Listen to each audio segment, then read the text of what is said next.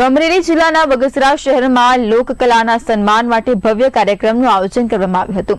Prince Foundation and Education Charitable trust દ્વારા prince લોકકલા સન્માન award 2026 એનાયત કરવામાં આવ્યો। ગુજરાતના જાણીતા લોકગાયક અને રાવણ હથ્થાના વાદક ભરત બારોટને આ પ્રતિષ્ઠિત સન્માનથી નવાજવામાં આવ્યા। મેઘાણી ટાઉન હોલ ખાતે યોજાયેલા કાર્યક્રમમાં પાલુભાઈ ગઢવી અધ્યક્ષ સ્થાને એવોર્ડ અર્પણ કરવામાં આવ્યો। ટ્રસ્ટના પ્રમુખ વી.કે. જેઠવાએ મહેમાનોનું સ્વાગત કરી લોકકલાના જતન માટે ટ્રસ્ટને પ્રયાસોની માહિતી આપી। કાર્યક્રમમાં સંતો, મહંતો, સામાજિક આગેવાનો અને મોટી સંખ્યામાં કલાપ્રેમીઓ ઉપસ્થિત રહ્યા હતા।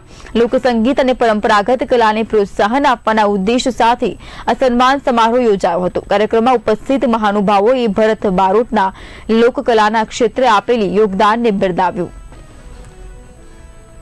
Prince Foundation and Education Charitable Trust તરફથી જે પ્રિન્સ અત્યારે આપણી વચ્ચે સદેહ નથી, એમના જન્મદિવસ નિમિત્તે આજે